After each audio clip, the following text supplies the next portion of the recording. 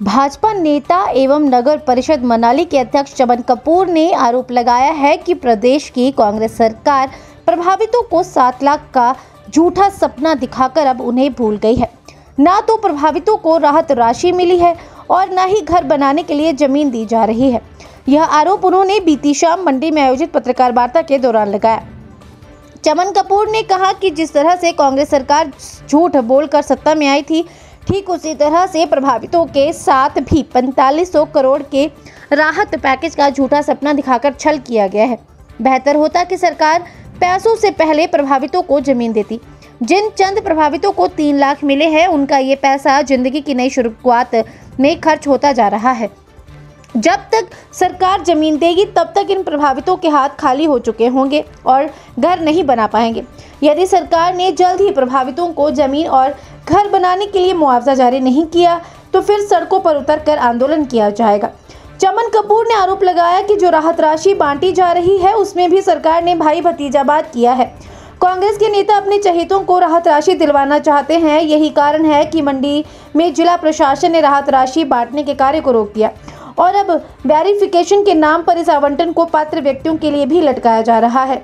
उन्होंने मांग उठाई है कि जल्द से जल्द वेरिफिकेशन की जाए और असली प्रभावितों को ये राहत राशि दी जाए। इस मौके पर चमन कपूर ने आपदा के दौरान अपने ट्रस्ट हिमालय पुत्रा द्वारा किए गए कार्यों को भी गिनाया।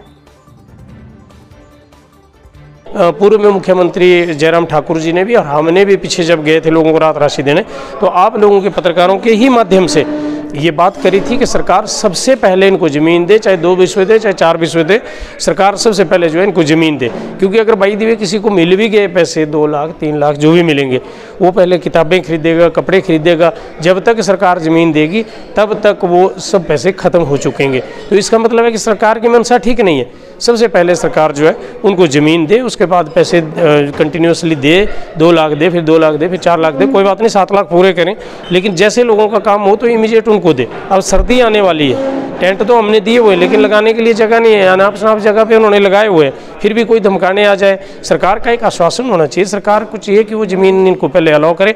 त्रासदियाँ आती हैं। पूर्व में मुख्यमंत्री रहे हमारे माननीय जयराम ठाकुर जी, उनके टाइम में बहुत बड़ी त्रासदी आई, भयंकर महामारी आई, कोविड की महामारी, लेकिन उन्होंने तब भी विकास कार्य नहीं रुकने दिए और सबको सब तक वैक्सीन पहुंचाई। और इवन के हमें गर्व है कि हिमाचल प्रदेश जो है पूरे भारतवर्ष में नंबर 1 रहा। उस टाइम भी किया उन्होंने और इस टाइम भी उनके हम धन्यवादी हैं कि जैसे ही आपदा आई तो उन्होंने नहीं देखा कि कांग्रेस की सरकार है, सबसे पहले दिल्ली पहुंचे। वहाँ हमारे राष्ट्रीय अध्यक्ष माननीय नड्डा जी के साथ और गडकरी जी के साथ, अमित शाह जी के साथ सबसे मिले और वहाँ से राहत राशि हिमाचल प्रदेश में पहुँचाई।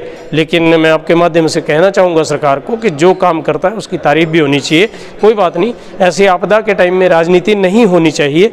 और जब जयराम ठाकुर जी ने वहाँ से हेल्प करी है तो बोलना चाहिए कि जयराम ठाकुर जी ने हेल्प करी, और सब में बराबर बंटनी चाहिए। जिनकी भी ज़रूरत है, जो पात्र व्यक्ति हैं, उनके तक सहायता पहुँचनी चाहिए और दोबारा जयराम जी को साथ ले जाकर और आगे से सहयोग की कोशिश मांगनी चाहिए। सहयोग जो है सेंट्रल गवर्नमेंट से मांगना चाहिए और लेना चाहिए। और ऐसे मौके पे भारतीय जनता पार्टी तो हमेशा सबके सामने सबके लिए खड़ी है। लेकिन जो कांग्रेस है वो पता नहीं क्यों अपने इस रवैये पे अड़ी है कि गरीबों को गरीब ही रहने दो और जो बिना घर हैं उनको बेघर ही रहने दो। धन्यवाद। लोकसभा चुनाव देखो, मंडी तो मेरा घर है और जो भी पॉलिटिक्स में है वो चुनाव लड़ने का इच्छुक हमेशा रहता है और मैंने कई चुनाव लड़े हुए हैं। मैं अभी भी चेयरमैन हूँ म्यूनसिपल काउंसिल मनाली में और ULB चेयरपर्सन फेडरेशन है हिमाचल प्रदेश की, उसका भी चेयरमैन हूँ। पर भारतीय जनता पार्टी एक बड़ी अनुशासित पार्टी है। उसमें जो दायित्व दिया जाता है उसका निर्वहन किया जाता है। आज तक भी हमने किया है और आगे भी जो दायित्व पार्टी देगी उसका निर्वहन किया जाएगा। जो हाईकमान फैसला करेगा उसी पे जो है सब लोग, जो भी अनुशासित लोग हैं इस पार्टी में, वो उसी पे चलते हैं जो हाईकमान का फैसला होता है। हिमाचल प्रदेश मंडी से ब्यूरो रिपोर्ट।